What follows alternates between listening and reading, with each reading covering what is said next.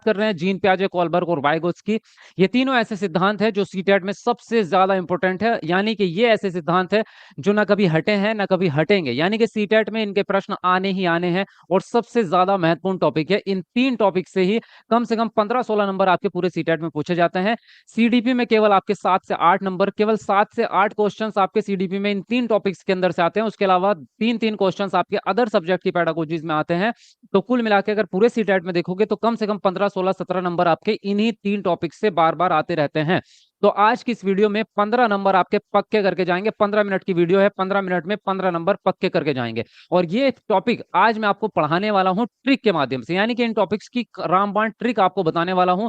यहाँ पर एक्सप्लेनेशन वाली थ्योरी टाइप की क्लास ये नहीं है, थ्योरी आपको पहले ही पढ़ा चुके हैं। अगर आप बार बार इसकी थ्योरी पढ़ के भूल जाते हैं, इन सिद्धांतों को बार बार भूल जाते हैं, किताब से पढ़ लिया, वीडियो से पढ़ लिया, सब जगह से पढ़ लिया, लेकिन आप बार बार जो है भूल जाते हैं, इसको याद नहीं रख पाते, तो आज की इस वीडियो देखने के बाद, आज की ये ट्रिक देखने के बाद जिंदगी में कभी दोबारा नहीं भूलोगे। मैं लिख के देता हूं, गारंटी है इस बात की कि आज के बाद आप इसको भूल ही नहीं सकते, जानबूझकर भी नहीं भूल सकते। ऐसी ट्रिक आप लोगों को बताने वाला हूं। तो बेहतर तरीके से इसको जो है एकदम ट्रिक के माध्यम से याद करेंगे, आसानी से आपको याद भी हो जाएगा। तो चलिए शुरू करते हैं वीडियो को। अगर ऐसी ही और ट्रिक्स आप देखना चाहते हैं तो चैनल को सब्सक्राइब कर लो, जितने भी नए बच्चे हैं, क्योंकि इसी तरह से अदर टॉपिक्स की भी, सारे जितने भी कंफ्यूजिंग टॉपिक्स हैं आपके सीटेट के, सबकी शॉर्टकट ट्रिक्स में लाने वाला हूं और सबकी रामबाण ट्रिक आपको देने वाला हूं, वो भी कुछ मिनटों के अंदर, यानी कि शॉर्टकट में 2 मिनट, 3 मिनट, 4-5 मिनट के अंदर आपको हर टॉपिक की ट्रिक्स यहाँ पे दूंगा। तो कम समय में आपकी सीटेट की भयंकर तैयारी हो जाएगी, जबरदस्त आपको, और याद हो जाएगी चीजें। तो अगर आप सारी ट्रिक्स देखना चाहते हैं तो जल्दी से एक बार चैनल को सब्सक्राइब कर लो, बेल आइकन को प्रेस कर लो और वीडियो को लाइक करना मत भूलना। लाइक जरूर करें। वीडियो कैसी लगी वो कमेंट करके बता देना लास्ट में। चलिए वीडियो को शुरू करते हैं फटाफट से एकदम से। आजकल सही में तो करें अगर, तो सबसे पहले यहाँ पर हम पढ़ेंगे आपका जीन प्याजे से स्टार्ट करते हैं, ठीक है जी। यहाँ पे स्टार्ट करते हैं, एक एक करके सबकी ट्रिक्स मैं आपको यहाँ पे बताते चलूंगा।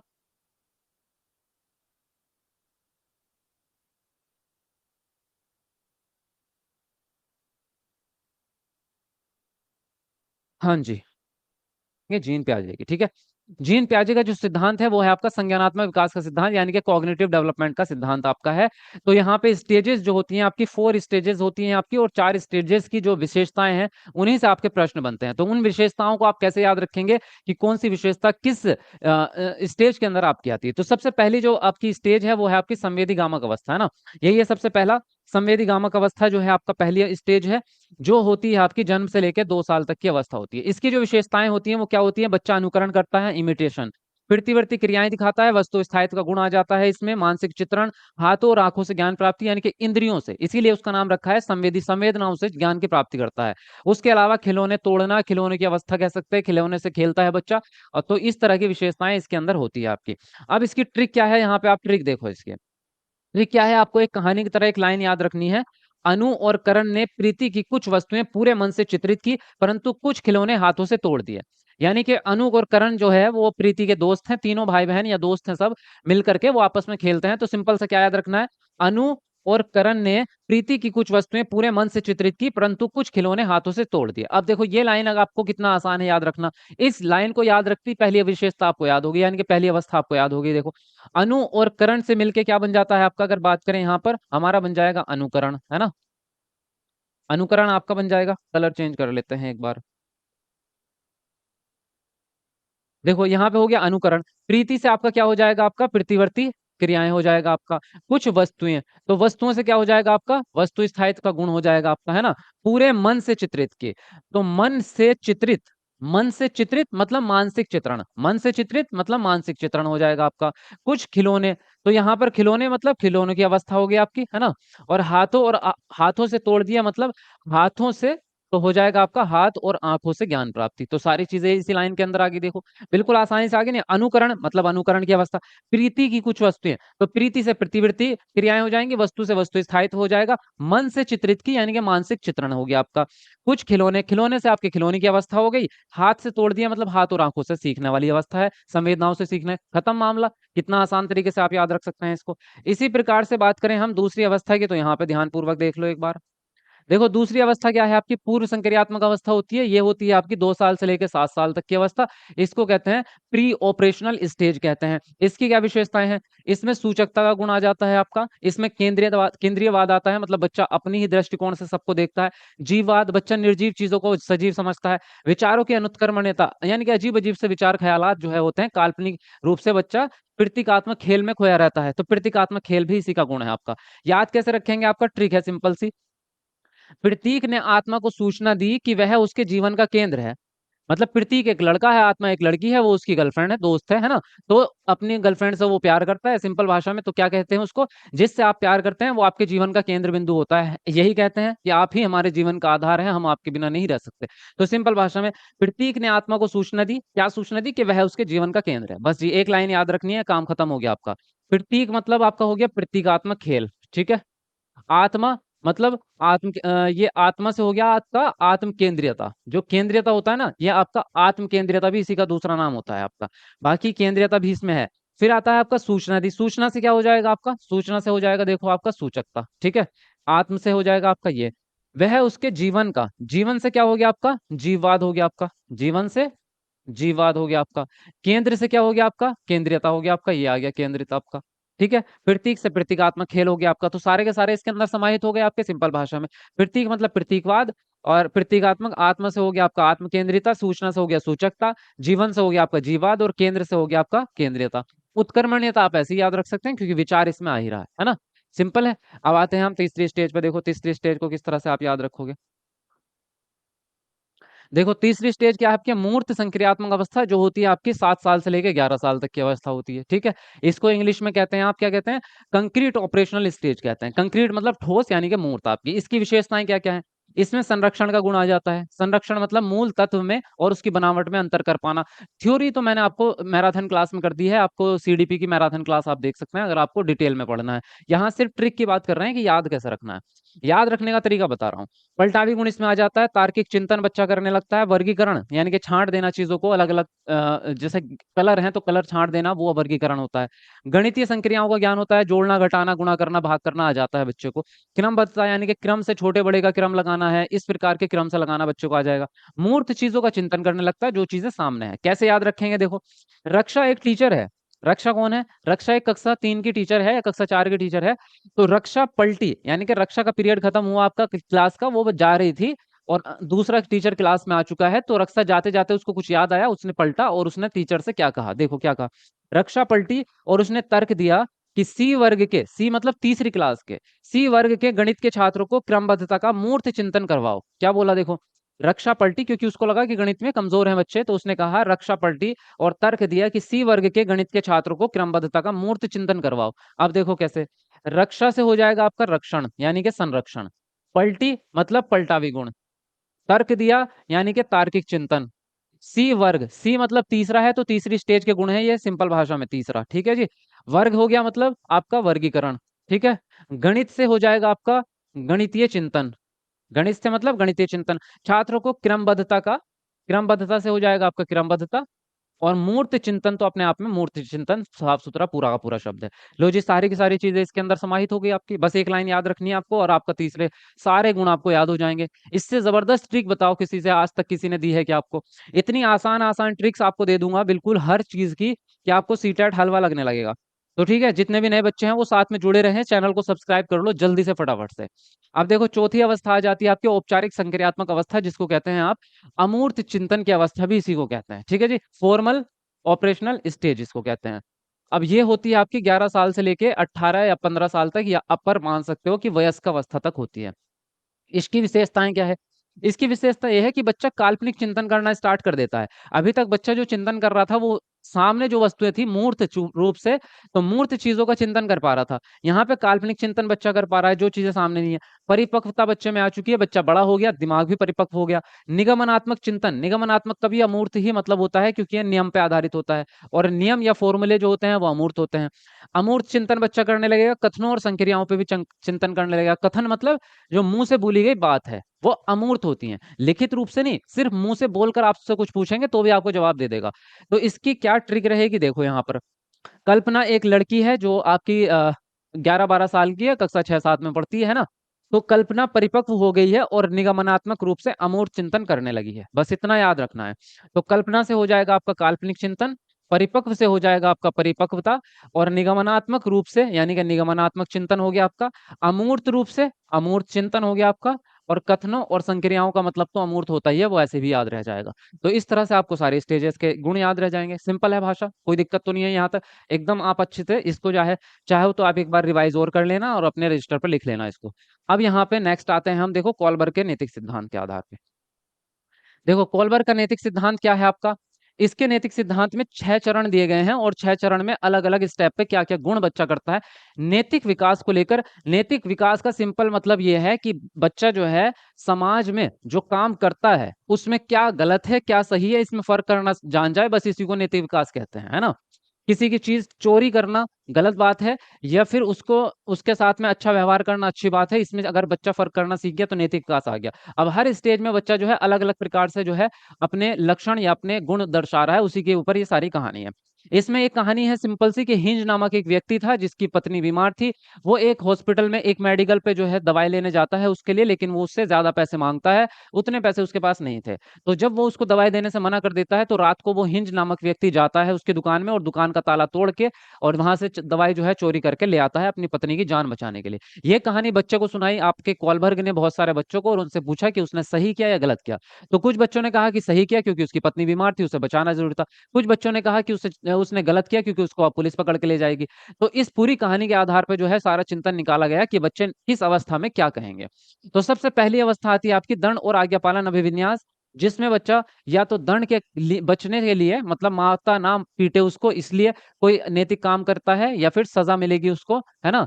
तो या फिर आज्ञा है बड़ों की तो इसलिए नैतिक काम करेगा। तो बच्चे का जो नैतिक काम होता है, बच्चे के जो अच्छे काम होते हैं वो इस सिद्धांत पे आधारित होते हैं।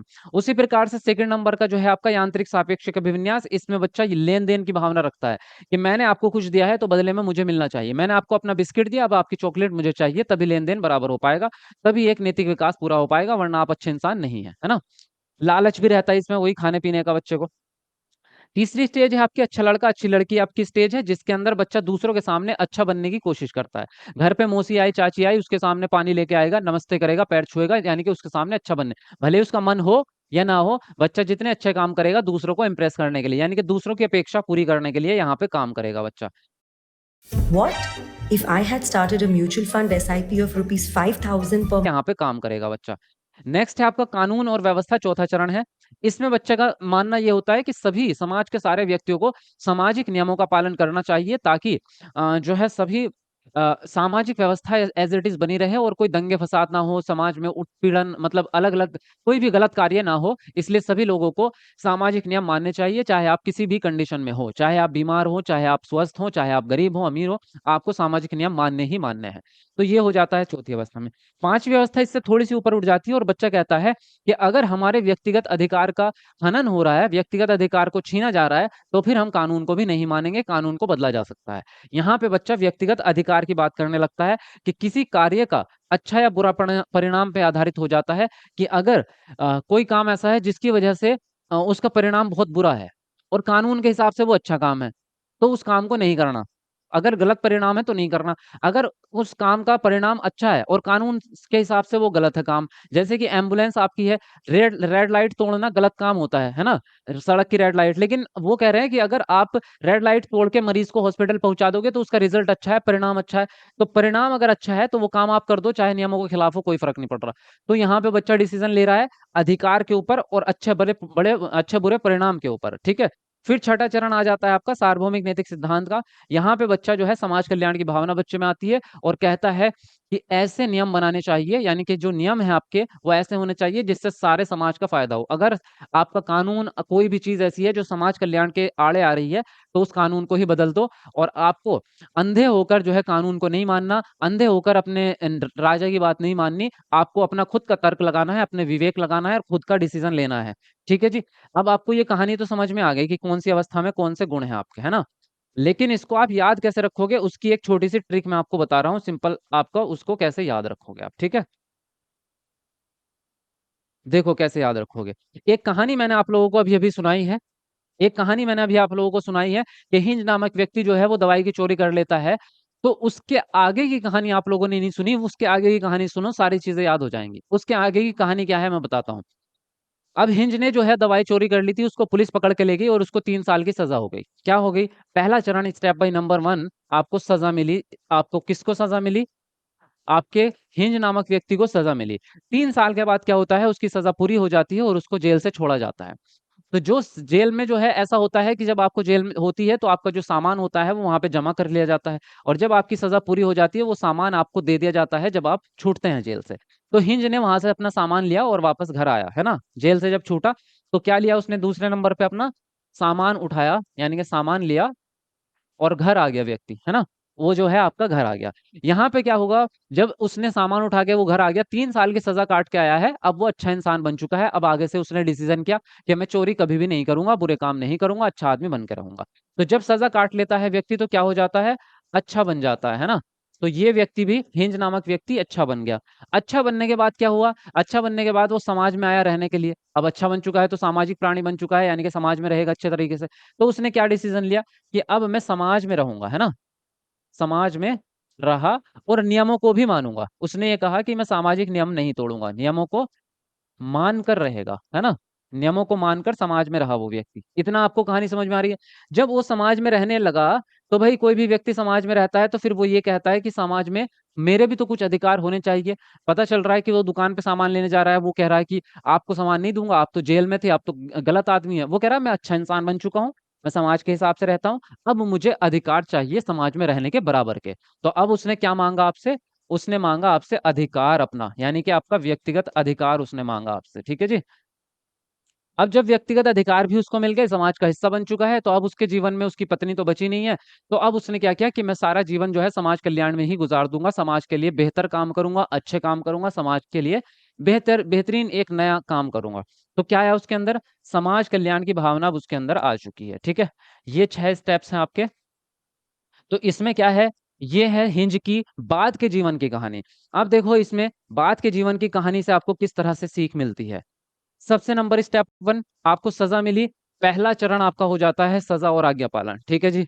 दूसरी बार उसने जेल से अपना सामान उठाया दूसरे चरण में, यानी बच्चा दूसरे चरण में लेन देन की बात करता है, लेन देन पे ही सामान लेना देना की सारी कहानी आपकी लेने देने की चल रही है दूसरे चरण में।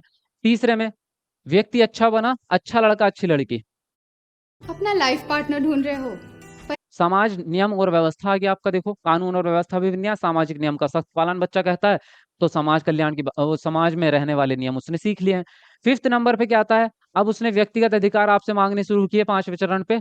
तो देखो 5वां चरण क्या है? सामाजिक अनुबंधन अभिविन्यास, यानी कि बच्चा इसमें व्यक्तिगत अधिकार मांग रहा है अपना, ठीक है। छठे चरण में उसके अंदर आ चुका है समाज कल्याण की भावना हिंज के अंदर। तो देखो छठे चरण में क्या हुआ आपका? समाज कल्याण की भावना, सार्वभौमिक नैतिक सिद्धांत। बताओ याद हुआ या नहीं हुआ? आपका तीसरे नंबर पे वाइगोत्स्की जी। वाइगोत्स्की का सामाजिक सांस्कृतिक विकास का सिद्धांत है। इसका एक ही फंडा है, सबसे जबरदस्त फंडा, वो ये है कि दुनिया में जितने भी विकास होते हैं, चाहे आपका भाषा विकास हो, चाहे शारीरिक विकास हो, चाहे आपका नैतिक विकास हो, चाहे आपका संज्ञानात्मक विकास हो, सारे ही विकास आपके केवल और केवल समाज पे या सामाजिक अंतःक्रिया पे डिपेंड करते हैं। यानी कि आपकी संस्कृति और आपका समाज ही आपको इंसान बनाता है, सारे डेवलपमेंट करता है। तो इनके सिद्धांत में ये ट्रिक है या टैगवर्ड्स हैं कि आपको जब भी आपका प्रश्न आएगा तो इस प्रकार की चीजें आपको प्रश्न में देखने को मिलेगी कि वाइगोत्स्की के हिसाब से सामाजिक अंतःक्रिया वाला ऑप्शन आपका सही होता है। बच्चों को आप पढ़ाएंगे तो सहयोगी अधिगम से पढ़ाओ, सामूहिक क्रियाएं कराओ, परियोजना कार्य कराओ। तो जितने भी ऐसे टीचिंग मेथड होंगे जिसमें बच्चे आपस में मिलजुल के काम कर रहे हो, सहपाठी आकलन, सहपाठी अधिगम, सामूहिक कार्य, खेल में भी बच्चे मिलजुल के सीखते हैं, इसलिए ऐसे जितनी भी टीचिंग मेथड्स होंगे जिसमें बच्चा आपस में मिलजुल कर काम कर रहे होंगे वो वाइगोत्स्की के हिसाब से राइट हो जाएगा। क्लियर है इतना फंडा? मिलजुल कर सीखना, सामाजिक संदर्भ का बिल्कुल 100% उपयोग करेंगे आप जब भी टीचिंग कर रहे हो। कहते हैं ना दैनिक जीवन से जोड़ के पढ़ो, वही फंडा है। सामाजिक और सांस्कृतिक जीवन को कक्षा में लेके आ जाओ, यही फंडा है किसका? वाइगोत्स्की का, सिंपल भाषा में। उसके बाद एक कॉन्सेप्ट ये देते हैं पाड़ का। पाड़ क्या है आपका? जब बच्चे को कोई चीज समझ नहीं आ रही होती तो टीचर उसकी मदद करता है। बच्चा कोई प्रश्न सॉल्व कर रहा है, वहां पे अटक गया, उसको जरूरत है हेल्प की, तो टीचर क्या करता है? उसको हेल्प देता है, लेकिन पूरी हेल्प नहीं देता, सिर्फ थोड़े से हिंट देता है कि अब गुणा होगी आगे। वो ये नहीं बताएगा कि 4 और 5 की गुणा करके 20 आ जाएगा, ऐसा नहीं बताएगा। वो कहेगा गुणा करो बेटा, नेक्स्ट स्टेप गुणा है। थोड़ी सी हेल्प आप उसको देते हैं, इस हेल्प देने को ही क्या कहते हैं, स्कैफोल्डिंग कहते हैं या पाड़ कहते हैं। और हेल्प जो दी जाती है वो समीपस्थ विकास के क्षेत्र के लिए दी जाती है। ये समीपस्थ विकास का क्षेत्र क्या है आपका, जितना बच्चे को करंटली आता है। मान लीजिए बच्चे को 2 और 2 की गुणा करनी आती है, अब बच्चा 2 और 4 की गुणा करना सीख रहा है, तो ये जो स्टेप है यही आपका समीपस्थ विकास का क्षेत्र है। यानी कि जितना बच्चे को आता है उसके एक स्टेप आगे जो नेक्स्ट चीज सीखेगा, बच्चे को 2 का पहाड़ा आता है, 3 का सिखाना है। 2 का पहाड़ा अगर आता है वो उसका वर्तमान ज्ञान है, और 3 का पहाड़ा सिखाना है वो समीपस्थ विकास का क्षेत्र है। निकटस्थ विकास का जो सबसे निकट होगा वही निकटस्थ विकास का क्षेत्र होगा, और निकटस्थ विकास के क्षेत्र पर पहुंचने के लिए ही हेल्प दी जाती है, जिसको पाड़ कहते हैं। काम खत्म हो गया आपका। बाय गोट्स की इतना ही है, निकलते हैं आपके, टाटा बाय बाय। यहाँ पे